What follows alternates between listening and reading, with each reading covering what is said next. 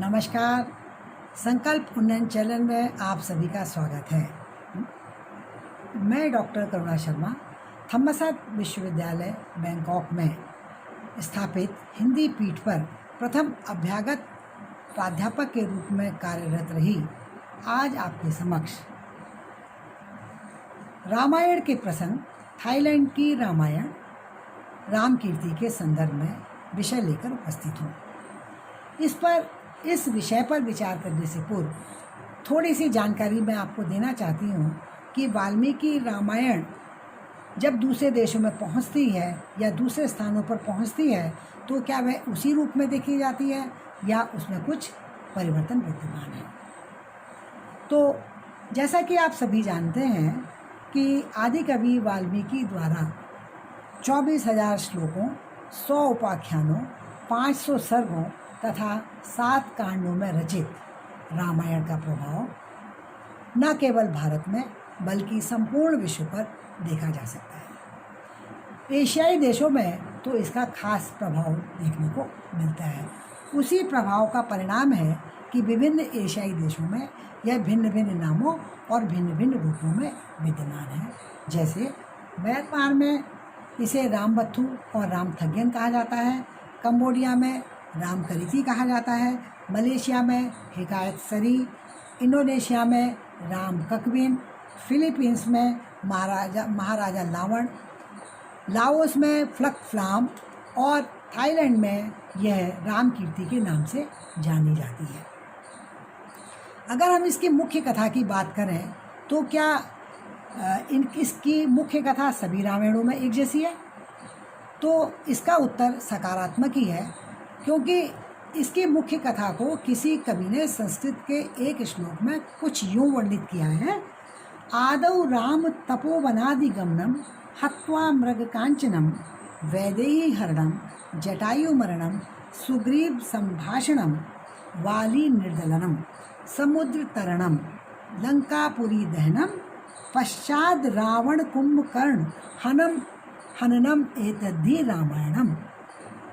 यह श्लोक संस्कृत संप्रदाय में बहुत अधिक प्रसिद्ध है, जिसका अर्थ है पहले राम का तपोवन आदि में जाना, स्वर्ण मृग को मारना, सीता का हरण, जटायु की मृत्यु, सुग्रीव के साथ बातचीत अर्थात संधि, वाली वध, समुद्र तरण, लंका दहन और अंत में रावण कुंभकर्ण का वध। बस इतनी भर ही रामायण है जो सभी रामायणों में देखने को मिलती है।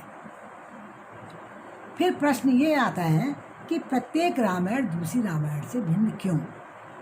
दूसरे देशों के रामायणों में अंतर होना एक बार को फिर भी स्वाभाविक माना जा सकता है, लेकिन अपने ही देश में उत्तर से दक्षिण तक रची जाने वाली विभिन्न रामायणों में भी पर्याप्त अंतर देखने को मिलता है। हम दूर क्यों जाएं, हम ऋषि वाल्मीकि द्वारा रचित रामायण और तुलसीदास द्वारा रचित श्री रामचरितमानस का तुलनात्मक अध्ययन करके भी ये अनुभव कर सकते हैं। ऋषि वाल्मीकि ने अपने प्रमुख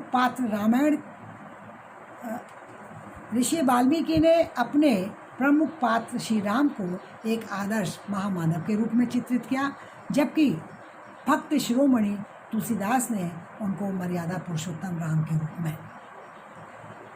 और उन दोनों की दृष्टि में अंतर होने के कारण ही रामायण का स्वरूप बिल्कुल अलग सा देखने को मिलता है। तो इससे ये निष्कर्ष निकलता है कि जब कोई भी कथा विभिन्न मार्गों का अनुसरण करती हुई दूसरे स्थानों और दूसरे देशों में पहुंचती है तो उस स्थान अथवा देश विशेष की सभ्यता और संस्कृति, भाषा और कला, काल और परिस्थिति, इसके साथ ही साथ रचनाकार के भाव और उसकी संवेदना उस कथा को प्रभावित कर जाती है और परिणाम स्वरूप कथा का स्वरूप बदल जाता है। अब आते हैं अपने विषय रामायण के प्रसंग थाईलैंड की रामायण रामकीर्ति के संदर्भ में। 1932 में गुरु रविंद्रनाथ टैगोर के आग्रह पर स्वामी सत्यानंद पुरी थाईलैंड पहुँचे, जिन्होंने वहाँ पर रहते हुए कुछ ही समय में थाई भाषा सीखी और थाई भाषा सीखने के पश्चात उन्होंने वहाँ के साहित्यिक और सांस्कृतिक ग्रंथ रामकीर्ति रामकियन को अंग्रेजी में संक्षिप्त रूप में प्रस्तुत किया। यहाँ पर मैं एक बात स्पष्ट करना चाहती हूँ कि रामकीर्ति और रामकियन, मैं ये दो शब्दों का प्रयोग कर रही हूँ। रामकीर्ति थाईलैंड में एक विशेष बात देखने को मिलती है कि वहाँ शब्द का लिखित रूप और बोलचाल का रूप भिन्न भिन्न देखा जाता है। ऐसे ही रामकीर्ति लिखित रूप में रामकीर्ति लिखी जाती है और बोलने में उसे वहाँ के लोग रामकियन कहते हैं। तो अनुवाद उस अंग्रेजी में प्रस्तुत रामकीर्ति का मैंने अध्ययन किया और मेरे मन में विचार आया कि इसका हिंदी में अनुवाद किया जाए। जब मैं उसका हिंदी में अनुवाद कर रही थी तो अनुवाद करते करते मुझे ऐसा अनुभव हुआ कि यह भारत में पाई जाने वाली रामायणों से बहुत हद तक भिन्न है। तो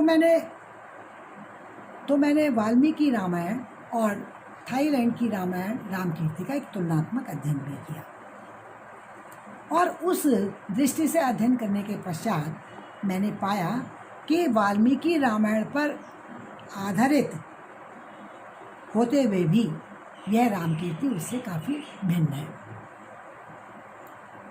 जिन देशों से गुजरते हुए यह कथा थाईलैंड पहुंची, उनके जनजीवन, कला एवं संस्कृति के साथ साथ इस पर थाई भाषा और कला का प्रभाव भी देखा जा सकता है और साथ ही साथ यह भारत की अन्य रामायणों से भी प्रभावित है। रामकीर्ति के पात्रों के कुछ नाम तो वाल्मीकि रामायण से पूरी तरह से मिलते हैं, जैसे राम, सीता, हनुमान आदि, लेकिन कुछ नामों में कुछ नाम मिलते जुलते हैं, जैसे वाल्मीकि का भरत, शत्रुघ्न, विभीषण आदि रामकीर्ति में जाकर क्रमशः भरत, शत्रुघ्न, विवेक आदि में बदल जाते हैं। लेकिन कुछ नाम तो बिल्कुल ही भिन्न हैं, जैसे वाल्मीकि की मंथरा रामकीर्ति में कुक्की के रूप में दिखाई देती है। रावण दसकंठ बन जाते हैं, स्वयं वाल्मीकि वज्रमृग के रूप में उपस्थित हैं और कहीं कहीं हनुमान प्रायः अनुचित के नाम से भी जाने जाते हैं। इसी प्रकार अन्य अनेक नामों के विषय में भी कहा जा सकता है। इसके अतिरिक्त जो उन दोनों रामायणों में एक अंतर मैंने ये पाया कि रामायण में तो राम सर्वोच्च देवता के रूप में प्रतिष्ठित हैं, जबकि रामकीर्ति में वह ईश्वर के अधीनस्थ देवता हैं। भारत में रामायण एक प्रमुख धार्मिक, आध्यात्मिक, साहित्यिक और सांस्कृतिक ग्रंथ के रूप में प्रतिष्ठित है, जबकि रामकीर्ति में वह केवल साहित्यिक और सांस्कृतिक ग्रंथ के रूप में ही मान्य है। अब जिस रोचक प्रसंग की मैं बात करना चाहती हूँ, वह रोचक प्रसंग है वाल्मीकि रामायण में वर्णित गौतम मुनि और अहिल्या का प्रसंग। इस प्रसंग से आप सब लोग परिचित होंगे, फिर भी संक्षेप में जो कथा वाल्मीकि रामायण में वर्णित है वह संक्षेप में इस प्रकार है। विश्वामित्र के साथ जाते समय जब राम एक सुनसान आश्रम को देखते हैं तो वे ऋषि से उसके सूनेपन का कारण जानना चाहते हैं। तब ऋषि बताते हैं कि यह महात्मा गौतम का आश्रम था, जिसमें वे अपनी पत्नी के साथ रहते हुए तपस्यारत रहते थे। एक दिन इंद्र गौतम ऋषि का वेश बदलकर उनकी पत्नी के साथ समागम करने की इच्छा से आश्रम में पहुंचा। यद्यपि अहिल्या उसको पहचान लेती हैं, तथापि उस समय उत्पन्न हुई दुष्ट बुद्धि के कारण वह इंद्र के साथ समागम करने के प्रस्ताव को स्वीकार कर लेती हैं।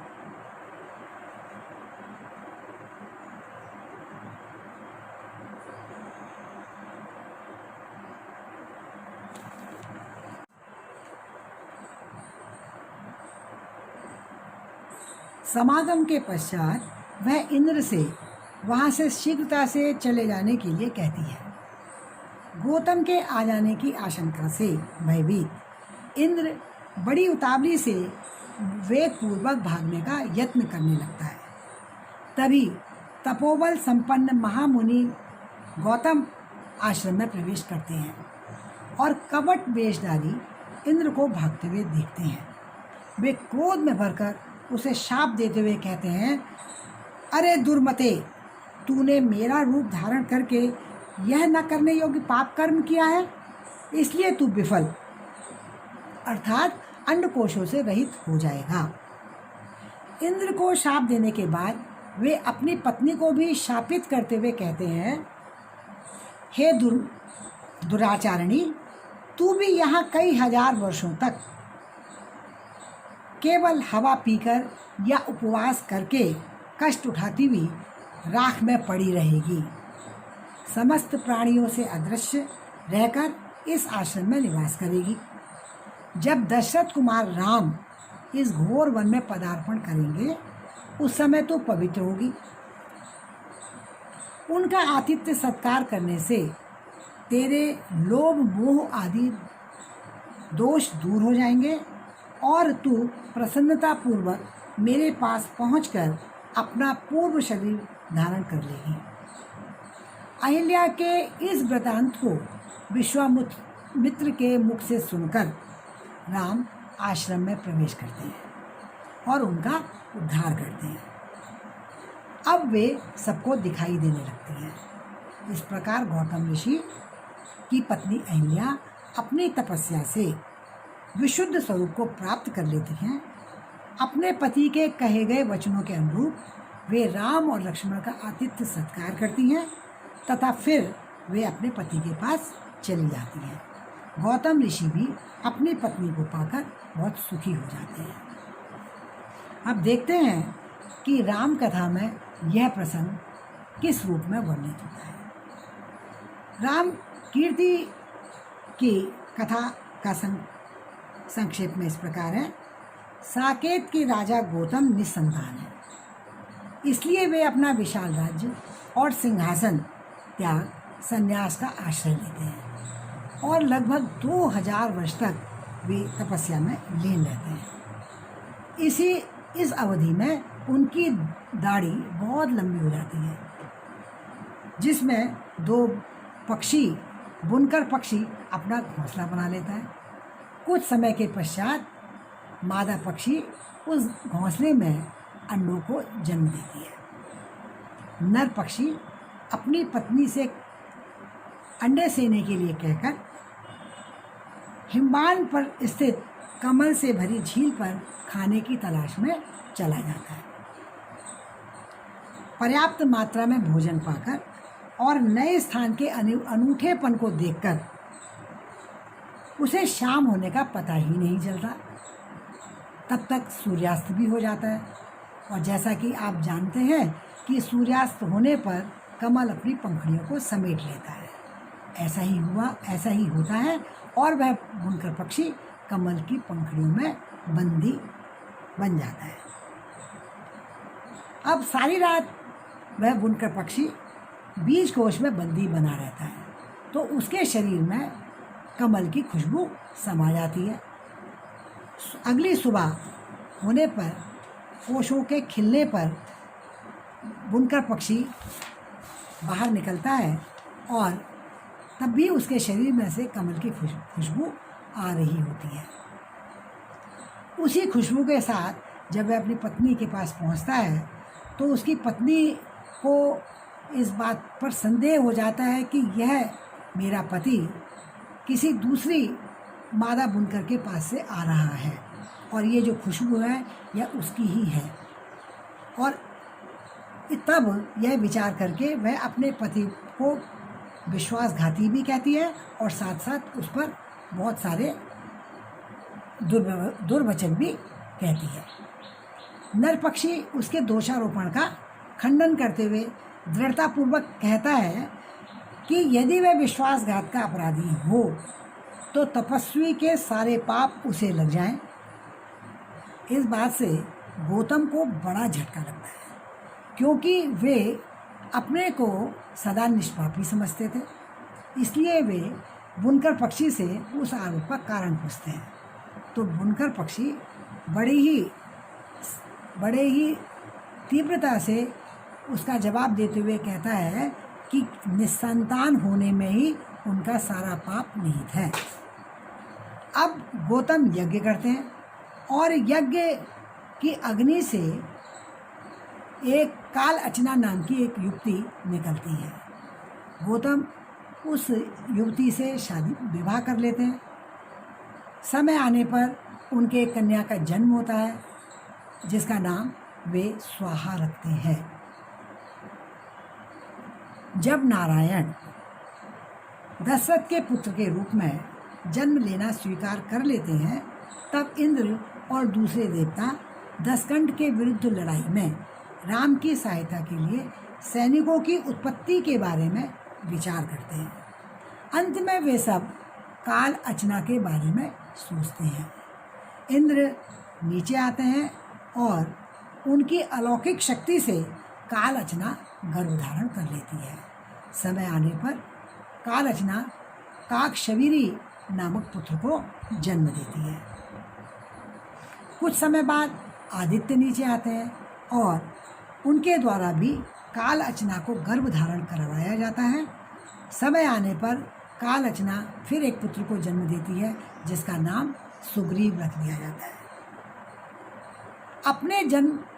अपने पुत्रों के जन्मदाताओं से अनभिज्ञ गौतम उन दोनों पुत्रों को अपना ही समझते थे, लेकिन उनकी पुत्री कालअचना अपनी माता के निष्ठाहीन व्यवहार से पूर्णतः परिचित थी।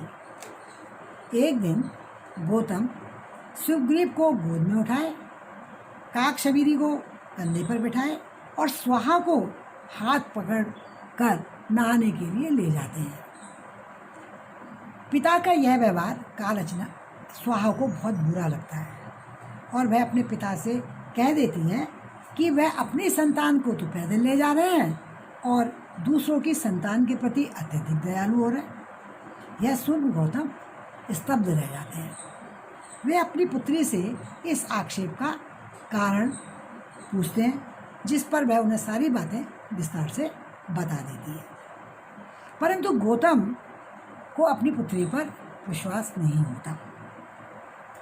बात की वास्तविकता जानने के लिए वे सभी बच्चों को नदी के किनारे ले जाते हैं और इस प्रार्थना के साथ उनको पानी में फेंक देते हैं कि उनका अपना बच्चा तो तैर कर उनके पास आ जाए और दूसरों के बच्चे बंदर के रूप में परिवर्तित होकर जंगल में चले जाएं। प्रार्थना सत्य सिद्ध होती है। स्वाहा तो उनके पास लौट आती है, लेकिन काकश और सुग्रीव दोनों बंदर के रूप में बदल जाते हैं और वन में ही जाकर आश्रय ले लेते हैं। तब गौतम घर आकर अपनी निष्ठाहीन पत्नी कालअचना को शाप देते हैं कि वह एक पत्थर के रूप में बदल जाए, ताकि जब नारायण दानवों के विनाश के लिए अवतार धारण करें तो पत्थर के रूप में उसका प्रयोग पुल बनाने के लिए हो। इस प्रकार वह सदा के लिए समुद्र में ही डूबी रहे।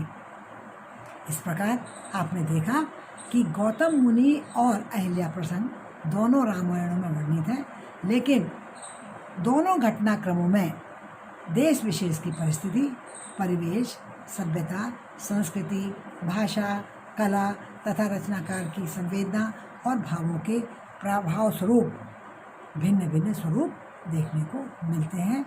धन्यवाद। नमस्कार।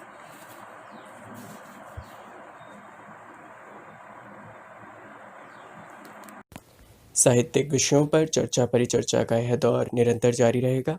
तब तक के लिए धन्यवाद।